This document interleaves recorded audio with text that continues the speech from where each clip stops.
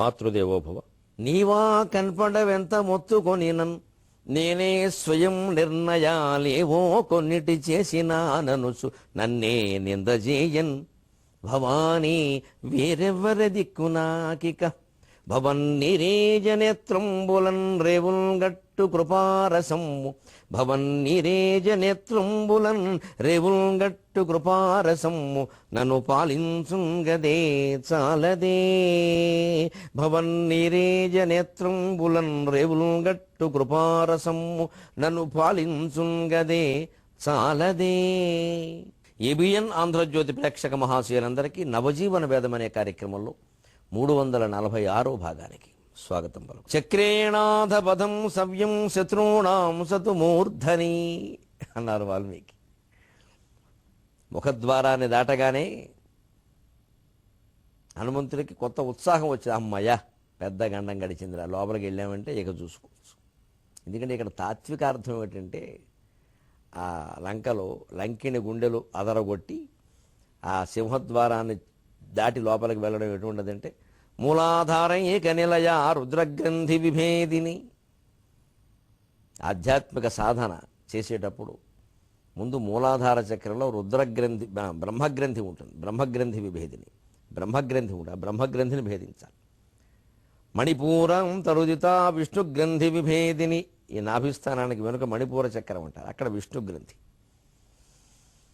ఆజ్ఞాచక్రాంతరాళస్థ రుద్రగ్రంథి విభేదిని, ఇక్కడ రుద్రగ్రంథి. బ్రహ్మ విష్ణు రుద్ర, అప్పుడు అమ్మవారు. అందుకే లలితాదేవి కూర్చున్న సింహాసనం దగ్గర బ్రహ్మ విష్ణు రుద్ర ఈశ్వర సదాశివం. ఆ ఈశ్వరుడు సరిగ్గా ఈ పాలభాగంలో, ఇక్కడ సదాశివుడు అమ్మవారు. సహస్రార చక్రం. ఇది లలితా సహస్రం. సరైనటువంటి మంచి వ్యాఖ్యానం భాస్కర్ రాయల తర్వాత మళ్ళీ అంతటి గొప్ప వ్యాఖ్యానం నేను చదివి మీకు చెబుతున్నా. ఆసక్తి కలిగిన వారి కోసం లలితా సహస్రానికి మహానుభావులు సింహం భట్ల రామ్మూర్తి శాస్త్రి గారిని ఒక 100 ఏళ్ల క్రితం వ్యాఖ్యానం రాశారు. చాలా గొప్పగా రాశారు. ఓ పక్క మంత్రశాస్త్ర రహస్యాలన్నీ చెబుతూనే దాన్ని లౌకికంగా కూడా ఎలా తీసుకోవాలో, అసలు మామూలుగా అర్థం ఏమిటి, మంత్రశాస్త్రపరమైన అర్థం ఏమిటి, ఎవరు చేయొచ్చు ఎవరు చేయకూడదు, ఏ స్థితిలో చేయొచ్చు ఏ స్థితిలో చేయకూడదు, ఏది బ్రాహ్మణులు చేయాలి ఏది ఇతరులు చేయాలి, అన్నీ చక్కగా రాశారు. సింహం భట్ల రామ్మూర్తి శాస్త్రి గారు వావిళ్ళ వారు వేశారు. కావలసిన వారు తీసుకుని చదువుకుంటే కేవలం ఏదో పారాయణ కోసం కాకుండా అర్థం కోసం చదవండి. పారాయణకి చాలా పుస్తకాలు ఉన్నాయి. అప్పుడు అందులో విషయాలన్నీ తెలిసి చక్కగా మన జీవితం అమ్మవారి యొక్క దైవల బ్రహ్మాండంగా నడుస్తుంది. నేను చదివి మీకు చెబుతాను. అలాగ బ్రహ్మగ్రంథి విభేదిని సాధన. అందుకే చూడండి, ఆ బ్రహ్మగ్రంథి మొట్టమొదటి ముడి. అందుకే సరిగ్గా వివాహంలో ఈ కొంగుముడిని మనం తెలుగులో కొంగుముడి అంటాం, సంస్కృతంలో బ్రహ్మగ్రంథి అంటారు. బాబు బ్రహ్మగ్రంథికి వేళైందని కూర్చోండి అంటారు.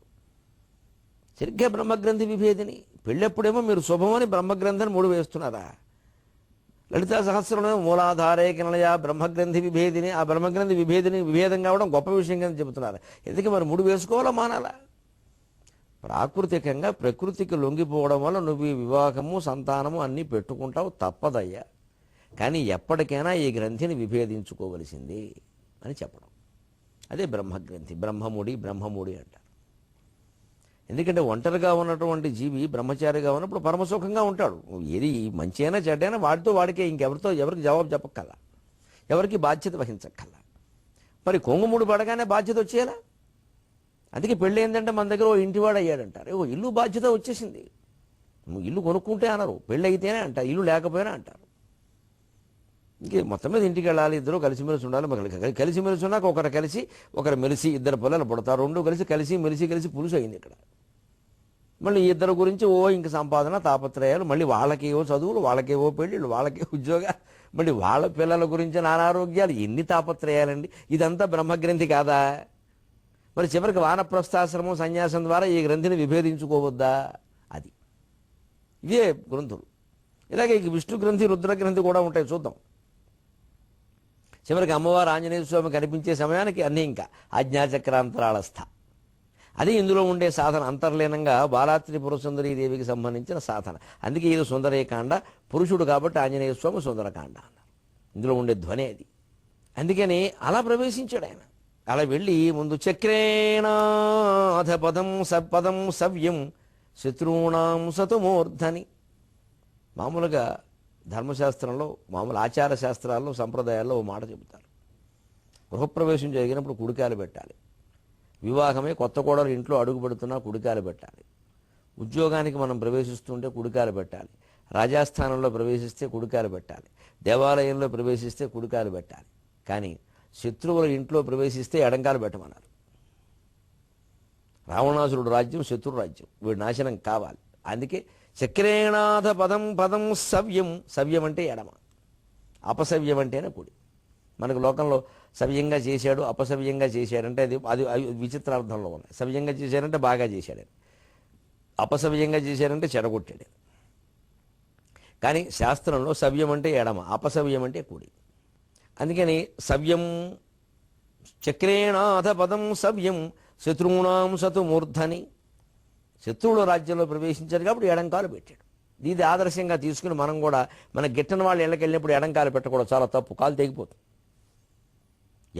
ఎవరు చేస్తే జరుగుతుందంటే హనుమంతుడు లాంటి వాళ్ళు, చిత్తశుద్ధి కలిగిన వాళ్ళు, తపస్సంపన్నులకు జరుగుతుంది. అంతటి చిత్తశుద్ధి, మనస్సు నిండా సౌజన్యం, ఎవరికి ఎప్పుడూ అపకారం తలపెట్టని మనస్తత్వం ఉండి, ఎవరో వారికి అపకారం తలపెట్టడం వల్ల కావాలని వారి నుంచి తప్పించుకోవడం కోసం అతను ఎడంకాలు పెడితే జరుగుతుంది. వాడి పని అయిపోయినట్టే. అసలు కాలు కూడా పెట్టగల, వాడు నోట మాట వస్తే చాలు. ఎందుకంటే అంత సజ్జనుడు, అంత తపస్సంపన్నుడు, ఎప్పుడూ భగవన్నామస్మరణ మానలేదు, ఎవరికీ అపకారం చేయలేదు. చాలండి, ఈ రెండు చాలు. సజ్జనుడు, తపస్సంపన్నుడు అంటే అర్థం. సజ్జనుడు ఎప్పుడు ఎవరికి మనస వాచ కర్మణ అపకారం చేయొద్దు. ఎవరి ఆస్తి మనకొద్దు, ఎవరి కీర్తి మనకొద్దు, మన దారినేదో మనం బతుకుదాం. ఇది సజ్జనత్వం. తపస్సు నామస్మరణ, నిరంతర నామస్మరణ. మనస్సులో కాస్త ఖాళీ దొరికితే ఆలోచనలు కాదు, అంతా భగవంతుడి గురించి. అటువంటి మనిషి ఎడంకాలు కావాలని పెట్టినా జరుగుతుంది, కుడికాలు పెడితే శుభం జరుగుతుంది. అసలు మనస్సులో సంకల్పిస్తే జరుగుతుంది, మాట అంటే జరుగుతుంది. ఆ తపస్సు అతనికి వచ్చేస్తుంది ఫలం. అందుకే ఇక్కడ కావాలని ఎడంకాలు పెట్టాడు. చూశాడు బ్రహ్మాండమైన మేడలు, మామూలు మేడలు కాదు. సాట్ట ప్రకార తోరణం సదృశపురీం లంకాం. బ్రహ్మాండమైన ప్రాకారాలు, తోరణాలు, తోరణాలు కట్టినట్టే ఉన్నాయి మొత్తం అని. కొన్ని పద్మాకారంలో ఉన్నాయి ఇళ్ళు. ఆ ఇంజనీరింగ్ చూడండి, భారతీయమైనటువంటి వాస్తుశాస్త్రం, ఆ నిర్మాణ శాస్త్రం. పద్మాకారంలో ఆ ఇల్లు బయట నుంచి చూస్తే పద్మం. ఇవాళ మనం ఏదో ఒక వంతెన కట్టి అది కట్టి దాన్ని ఇలాగా పైనుంచి చూస్తే ఏదో ఆకారం వచ్చేలా చేశారండి, శంఖం ఆకారం. లేదా బీజేపీ వారు కట్టమన్నారు కాబట్టి పద్మం ఆకారం వచ్చేలా చేశారండి అంటూ అది గొప్పగా చెబుతున్నాం. లక్షల ఏళ్ల క్రితం నాటి రామాయణంలో లంకారాజ్యంలో ఈ నిర్మాణాలు ఉన్నాయి, అయోధ్యలో కూడా ఉన్నాయి. పద్మాకారంలో ఇల్లు మొత్తం పద్మాకారంలో. ఇంకా ఎవరికి రాలేదు ఆలోచన. కాకినాడలో ఒక మేడ ఉంది, సినిమా రోడ్లో ఉంటుంది. అక్కడ పైన వాటర్ ట్యాంకో ఏదో కానీ వాడు కలవపువ్వు ఆకారంలో కట్టారు. ఇప్పటికీ ఆ వీధి పేరు కలవపువ్వు మేడ వీధి అంటారు. ఆ వీధిని కలవపువ్వు మేడ వీధి.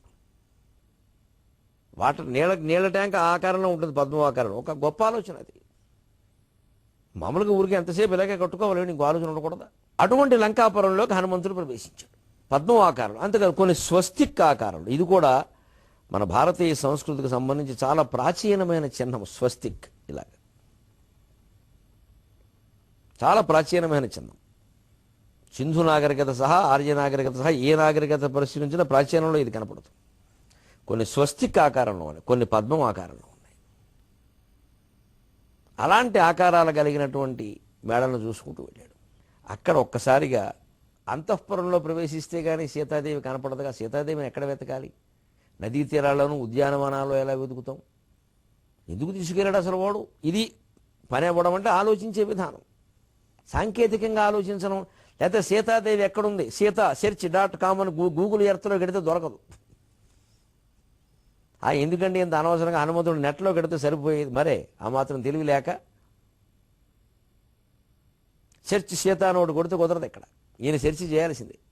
అక్కడ ఆయన వెతకడానికి ఆలోచన ఏమిటి, అసలు ఎక్కడ ఉండే అవకాశం ఉంది? మనం ఏ వస్తువు వస్తాను కళ్ళజోడు పోగొట్టుకున్నాం, ఎక్కడ వెతకాలి? స్నానాల గదిలో కళ్ళజోడు ఉండదు. ఎందుకంటే అక్కడికి నీళ్లు స్నానం పడే చోటు కళ్ళజోడు పెట్టుకెళ్ళడం దౌర్భాగ్యం, ఎవరు పెట్టుకెళ్ళాలి. అది కూడా ఉంటే కర్మ. ఎంత కళ్ళజోడు నిత్యం అలవాటు ఉన్న వాళ్ళైనా ఏ మంచం మీద పెట్టేడతారు. సాధారణంగా మనం ఎక్కడ పెడతాం, చదువుకునే చోటు ఉంటుంది కళ్ళజోడు, తప్పదు కదా. మామూలుగా కనిపించే వస్తువులు కూడా చదువుకునేటప్పుడు అక్షరాలు కనపడదు, అందుకని చదువుకునే చోటు ఉండొచ్చు. లేదు ఇంతకుముందు ఏమైనా దేవుడి పూజ పారాయణ ఏమైనా చేసుకున్నాం, అక్కడ పుస్తకాల దగ్గర ఏమైనా ఉంది, అక్కడ వెతకచ్చు. ఒక్కోసారి టీవీ చూడడానికి ఎలాగో అవసరమేగా, టీవీ చూస్తేనే కళ్ళజోడు వచ్చింది, అది కానీ టీవీ చూడడానికి మనం ఎక్కడ కూర్చుంటామో అక్కడ పెట్టచ్చు. ఇలాగా ఒక వెతకడానికి, కళ్ళజోడు వెతకడానికి ఎన్ని ఉంటే కనక మహాలక్ష్మిని వెతకడానికి ఎన్ని ఉంటాయండి, ఒక లెక్క ఉండద్దా? పర్సు పోయింది, ఎక్కడ వెతకాలి, ఎక్కడ పెట్టుకుంటాం మామూలుగా, ఎక్కడ అలవాటు అలా వెతకాలి. ఎక్కడ పెట్టే ఒక చోట పెట్టే అలవాటు లేని వాళ్ళు వెతకడమే అనవసరం, దొరకదు. వస్తువు ఎప్పుడు దొరుకుతుందంటే ఎక్కడో ఓ చోట పెట్టే అలవాటు ఉంటే ఇంకో చోట పెట్టేమో మనం కొంతమంది మహానుభావులు ఉంటారు, క్రమశిక్షణ చాలా ఎక్కువ, వారికి ఏది ఎప్పుడు ఎక్కడ పెడతారో తెలియదు అసలు. అటువంటి వారు వెతకడమే అనవసరం, కూర్చోవడం మంచిది, సమయం దండగా. అదే దొరుకుతుంది మళ్ళీ ఎప్పుడో. దేనికోసం వెతుకుతుంటే అది దొరుకుతుంది. అంచేత ముందు అసలు మనకి ఈ వస్తువు ఇక్కడ ఉండాలి అని ఒక పద్ధతి ఉండాలి. అప్పుడు ఓ చిన్న పెన్సిల్ ముక్క కూడా, ఓ చిన్న బ్లేడ్ కూడా ఖచ్చితంగా చీకట్లో వేలు పెట్టినా దొరుకుతుంది. ముఖ్యంగా కొవ్వొత్తులు ఉంటాయి, కరెంటు పోయినప్పుడే కదా వాటి అవసరం, అంటే చీకట్లో కూడా దొరికేంత ఇదిగా పెట్టుకోవాలి వాటిని. అది ఎక్కడో 7 ఉరుకుల్లో పెట్టి అగ్గిపెట్టి ఎక్కడో పెడితే ఈ లోపేమో అడ్డొచ్చింది ఏదో తన్నేసి అదేదో అర్థమై గాజు పెంకు కాళ్ళలో కూర్చుకుని ఏం కర్మండి ఇదంతా. 5 నిమిషాల్లో కరెంట్ వచ్చేలోగా ఆసుపత్రికి వెళ్ళాల్సి వచ్చింది.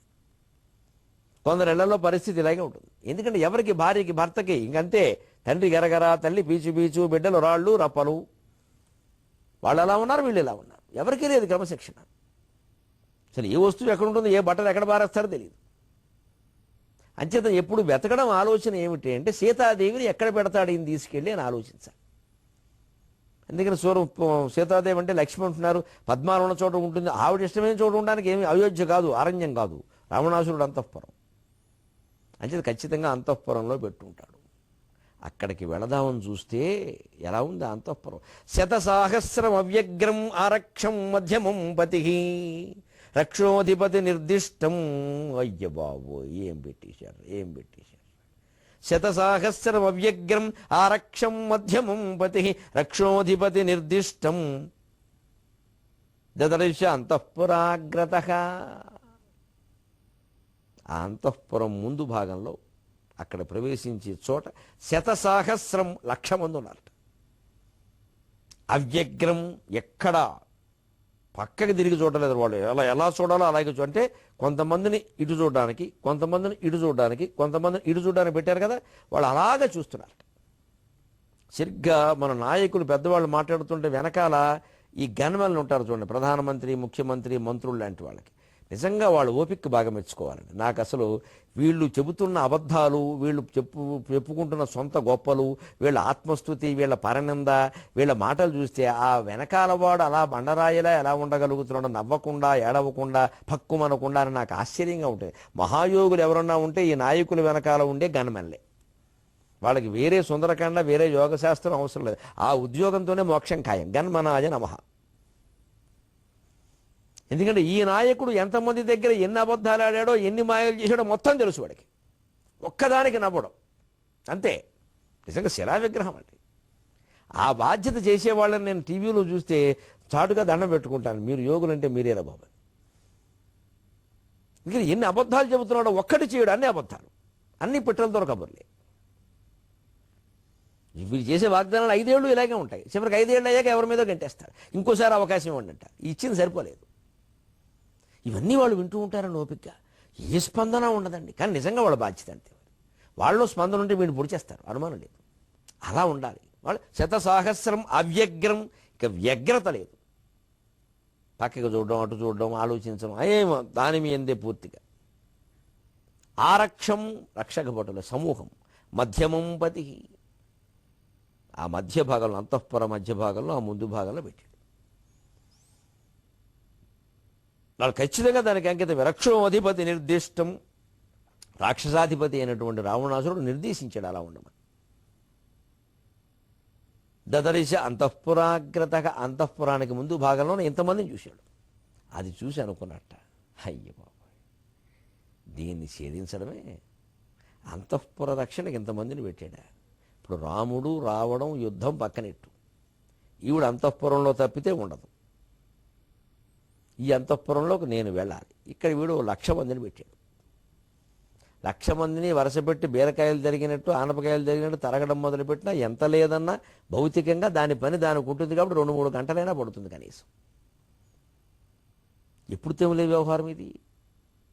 ఇది ఆలోచన. ఇప్పుడు పని ఎలా చేయాలి ఆలోచించుకోవాలి. ఇక్కడే మనం ఒక ఆలోచన చేయాలి. అసలు ఎందుకు ఎంతమందిని పెట్టాడండి? ఇదేమైనా గొప్ప? ఇదేమైనా వైభవమా? రావణాసురుట్ట 1,00,000 మందిని పెట్టాడని గొప్పగా చెప్పక్కల. వాడి భయం అటువంటిది.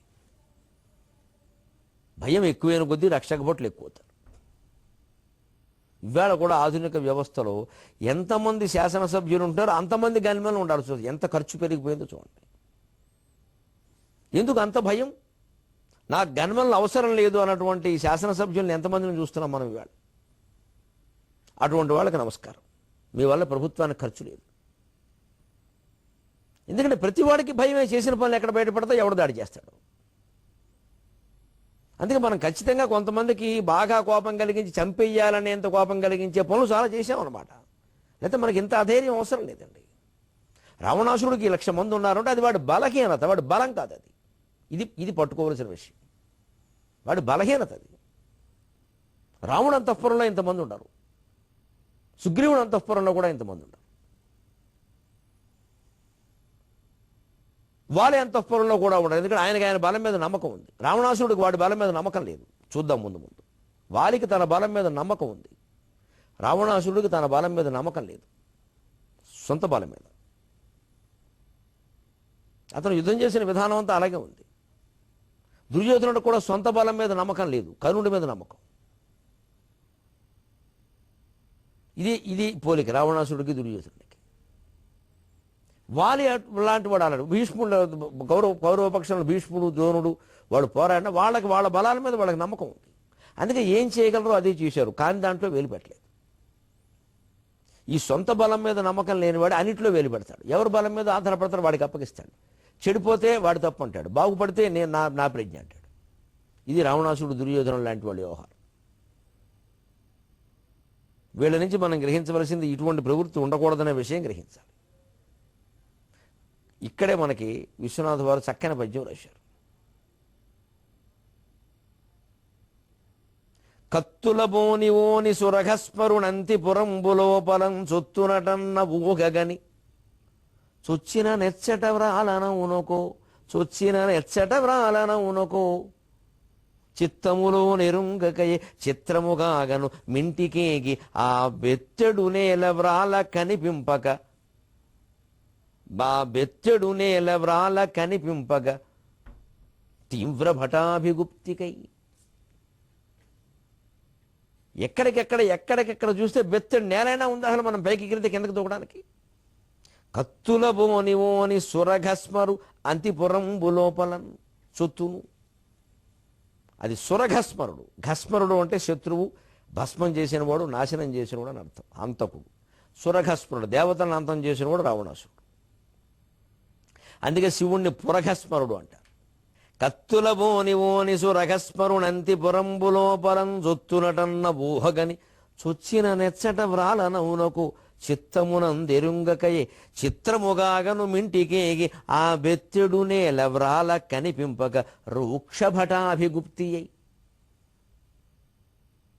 కత్తుల బోన్లో ఉందిటండి. నిజంగానే ఇదివరకు అంతఃపురాల్లో కత్తుల బోనులు ఉండేవి. విశ్వనాథ వారికి అక్కడి నుంచే వచ్చింది ఆలోచన. రావణాసురుడు అంతఃపురంలో లేదు, కానీ అది అలా కనిపిస్తోంది, కానీ అది కాదు.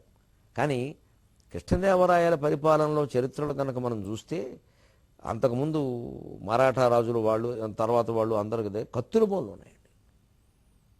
కృష్ణదేవరాయల సామ్రాజ్యంలో అంతఃపురంలో ఉంది. ఎందుకంటే రాజు శత్రువుల మీద దాడికి వెడితే వాళ్ళ ఎదుర్కొందుకు వెళ్ళినా అక్కడ కనుక చనిపోతే ఆ రాజులు వచ్చి అంతఃపురం మీద దాడి చేసేవారు ఈ ఆడవాళ్ళని అనుభవించడానికి. లేదు వీడు కడుపులో పిల్లలు చంపేయడానికి. రకరకాల ఇంకా ఆలోచన. ముఖ్యంగా వాళ్ళని పెళ్లి చేసుకుని వాళ్ళతో గడిపేటువంటి దౌర్భాగ్యం రావద్దని ఈ మహానాడులు మహాసాధువులు వాళ్ళ ప్రాణాలు తీసుకునేవాళ్ళు. అంతేగాని శీలం పోవడానికి ఒప్పుకునేవాళ్ళు కాదు. అది ఆనాటి ప్రవృత్తి. ఎట్టి పరిస్థితుల్లో నేను ఒప్పుకోనంతే. నా భర్తే నాకంతే. అవతలవాడు ఎంత గొప్పవాడైనా కానీ నా ప్రాణం పోగొట్టుకుంటా కానీ శీలం పోగొట్టుకునేటువంటి ఆనాటి స్థిరత్వం ఈనాటికి కాదు, ఏనాటికైనా ఆదర్శం. నమస్కారం వాళ్ళందరికీ. ఈ శారీరక మానసికమైనటువంటి శీలానికి ఎంత విలువ ఇవ్వాలో ఇటువంటివి తెలియజేస్తాయి. అవన్నీ ఏదో అనాగరిక ఆచారాలను అనుసరించాల్సిన పనిలే, వాళ్ళు అంత విలువ ఇచ్చారు. ఎందుకు శీలం లేనప్పుడు బోడి జీవితం? ఆలోచన విధానం అది. అందుకే చరిత్రలో మిగిలిపోయారు అలాగా. వాళ్ళ గుండెల మీద చేసుకుంటే వాళ్ళ తప్పులు ఏనాడో వాళ్ళకి కనిపించాలి, లేవు అసలు తప్పులు. వాళ్ళ పట్ల ఇతరులు ఎవరైనా తప్పులు చేయొచ్చు, వాళ్ళు చేయలేదు తప్పు. అంత నమ్మకం అండి, ఆత్మవిశ్వాసం అంటే అది. ఆ కత్తుల బోన్లో పడిపోయేవారు అంతఃపుర స్త్రీలు, అంతే, చచ్చిపోవడమే. పైకి వెళ్ళి తేలిక గుచ్చినట్టుంటాయి కత్తులు, మొన భాగాలు పైకి ఉంటాయి, కత్తుల బోన్ అనేవారు. అలాగా ఎక్కడికెక్కడ భటులు కత్తులు బొట్టు కనపడితే అంతఃపురం కత్తుల బోన్లా ఉంది. అది విశ్వనాథ వారి ప్రయోగం. దాంతోనే పద్యం మొదలెట్టారు. కత్తుల బోని ఓని సురఘస్మరునంతి పురంబు లోపలం చొత్తునటన్న ఊహగని. అతను అంతఃపురంలోకి ప్రవేశిద్దాన్ని చొత్తును అన్న ఊహగాని, ఒక ఊహ రాగానే చొచ్చు దూను, విచిత్రమైన మాట ఇది. చొత్తును, ఒత్తును, చొచ్చు అనేది మూలధాతువు. ఆ క్రియాపదాలు ఎప్పుడు మనం వాడేటప్పుడు ఆ మూలధాతువు తెలుసుకోవాలి. అప్పుడు ఏది ఎలా ఏర్పడిందో తెలిసి వ్యాకరణం తెలియడం వల్ల ప్రయోజనం. దాని ఏదో చేదస్తాం అనుకోవద్దు. అప్పుడు మనం మాట్లాడే విధానం, ఈవేళ సినిమాల్లో భాష విచిత్రంగా ఉందండి. చేస్తుందా, వస్తుందా, చాలా దరిద్ర భాష, వెంటనే మానుకోవాలి. ఇది వస్తుందా, చేస్తుందా, ఏంటా మాట, ఎలా వచ్చిందండి అది ప్రయోగం? మీ భాష మా భాష అని జిల్లాల వారీగా మాట్లాడదండి. దానికి ఒక వ్యాకరణం ఉంది భాషకి. చేయుచున్నది, చేయుచున్నదా, చేస్తున్నదా, చేస్తుందా, అది వ్యవహార భాష రావాల్సిన విధానం. చేస్తుందా, వస్తుందా, ఎందుకు వస్తుందండి ఆ మాట? పైగా సినిమాల్లో నాయకులు మాట్లాడటం వల్ల ఇది రాజభాష అయిపోయింది వేళ. ఏమన్నా అంటే ప్రాంతాలు కులాలన్నీ వచ్చేస్తాయి అక్కడ. మీ భాష అయినా మా భాష కాదు, మీది మాది సమస్య కాదు. ఒక వ్యాకరణం ఉందా లేదా, ఒక పద్ధతి ఉందిగా భాష మారడానికి. మన ఇష్టం వచ్చినట్టు మార్చేస్తే అలాగా. మన ఇళ్లలో మాట్లాడుకునే భాష అంతా ఎలా పెట్టేస్తారండి పత్రికల్లో, సినిమాల్లో. మొత్తం యువతరం మీద ప్రభావం చూపిస్తుంది అది. అసలు ఇది తెలుగునే అనిపిస్తుంది ఎవరన్నా మాట్లాడుతుంటే. అనిపిస్తోంది అనడానికి, అనిపిస్తుంది అంటే అనకూడదండి, అనిపిస్తోంది అంతే, అది సరైంది. నేను వాదిస్తా, వ్యాకరణం పెట్టండి. ఓ శాస్త్రం ఉంటే వాదించవచ్చు, శాస్త్రాన్ని కట్టుబడితే. నీది నాదంటే ఏం మాట్లాడలే. ఇంకా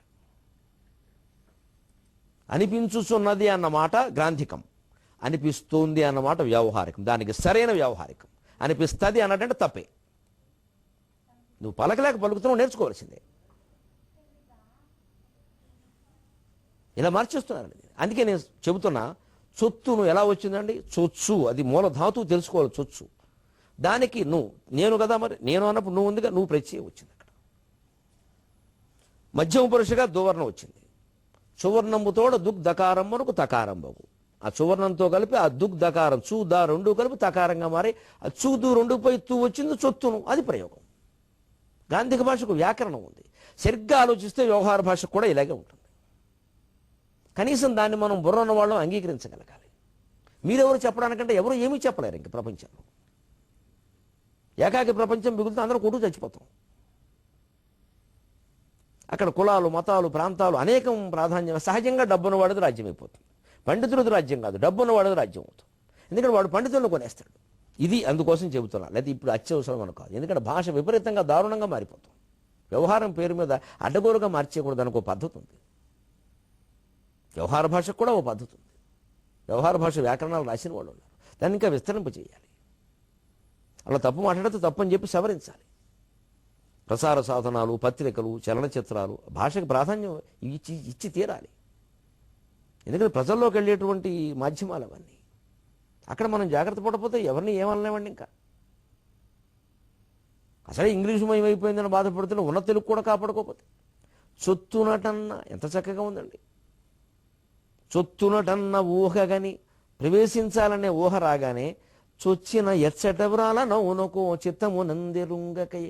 సరేనా, ఎలాగా, ఎక్కడుండాలి? అంతటా భటులే ఉన్నారు, అంతటా విచ్చుకొత్తులు, కత్తులు బోల్లా ఉంది. ఇది ఎక్కడ నిలబడినా కనిపెట్టేస్తారు. అసలు భటుడికి మధ్యలో ఏమైనా ఖాళీ ఉందా? పద్మవ్యూహంలా ఉంది. విరాల నవ్వునకో అని అలా సందేహిస్తూనే చొచ్చిన నెచ్చట చిత్తమునందెరుంగకయ. మనస్సులో ఆ ఆలోచన, అసలు మనం ఎక్కడ రాలాలి, ఎక్కడ ఉండామనే ఆలోచన లేకుండానే చిత్రముగా అగను మింటికేగి ఆ బెత్తెడు నేల వ్రాల కనిపింపక రూక్షభటాభిగుప్తి. ఆ ఊహ రాగానే ఒకసారి వీళ్ళ మధ్యలోంచి తప్పుకు వెళ్ళడం కష్టం అని ఆకాశానికి ఎగిరెట్ట. ఆకాశానికి ఎగిరితే నేల వ్రాల కనిపింపక ఆకాశించి ఎగిరే మొత్తం మీద సీతాదేవి ఆకాశంలో అయితే ఉండదు కదా, అంతఃపురంలో కిందకి దిగాలగా. అంటే అలా చూసుకుంటూ వెడుతుంటే స్వామి ఆ పై మార్గంలో ఎగురుతూ వెడుతుండే, పైగా ఆకారం మార్చుకున్నాడు కదా, అలా కొంచెం ఎగిరి కొంచెం దూకి అలా వెడుతూ ఉంటే ఎక్కడో అక్కడ తాను దిగడానికి ప్రదేశం కావాలి కదా. అంటే ఎక్కడ చూసినా శతసాహస్రం అవ్యగ్రం ఆరక్షం మధ్యమం పతి రక్షోధిపతి నిర్దిష్టం దదర్శ అంతఃపురాగ్రత. అంతఃపురం ఈ చివరి నుంచి ఆ చివరి వరకు రాత్రి వేళ ఎంతమంది భటులా అంటే వాడు ఎంత భయంతో ఉన్నాడో ఆలోచించండి. అదేం గొప్ప విషయం కాదు, కానీ వాడి ఏర్పాటు వాడుకుంది. అసలు ఇంకో చిత్రం, వాడి కోసం ప్రాణాలు కోల్పోవడానికి ఎంతమంది సిద్ధంగా ఉన్నారు, ఉద్యోగం ఏదైనా కానివ్వండి. అంతేగాని ఇంకొక చిత్రం చెప్పుకుని మనం సెలవు తీసుకుందాం. హనుమంతుడు ఈ సంధ్యా సమయం కూడా అక్కడ ఇంచుమించు 7:30 8 దాటింది, అప్పుడే వెతుకుతున్నాడు. మరీ సంధ్యా సమయంలో వెతకర జనం తిరుగుతారు, కాస్త నిద్రపోవాలిగా. అప్పుడు కూడా జపమంత్రపరాయణుల్ని వేదపారాయణుల్ని చూశాట. జపం చేసేవాళ్ళు, మంత్రం చదివేవాళ్ళు, వేదపారాయణ చేస్తున్నవాళ్ళు. రాక్షసులకు కూడా వేదం ఉంది.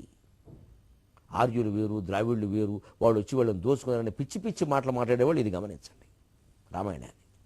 రాక్షసులు వేదం చదివారా? వేదమేమో ఆర్యులది, రాక్షసులేమో వేరే, ఇది వేరే జాతి, అది వేరే నాగరికత, వీళ్ళ వాళ్ళు దోచుకున్నది. ఇవన్నీ విదేశీ మానసపుత్రులు పుట్టిస్తున్న సిద్ధాంతాలు ఇవన్నీ, దేశాన్ని విచ్ఛిన్నం చేయడానికి. ఎన్ని రకాలుగా దేశాన్ని విచ్ఛిన్నం చేయడానికి ఎంతమంది సిద్ధంగా ఉన్నారన్న మనవాళ్ళే. ఇంతమంది నుంచి ఎవరు కాపాడతారండి మనని? హనుమంతుడు తప్ప. నమస్కారం. 23:30 గంటల్లో కలుద్దాం మళ్ళీ. అంతవరకు తెలుగులో మాట్లాడు.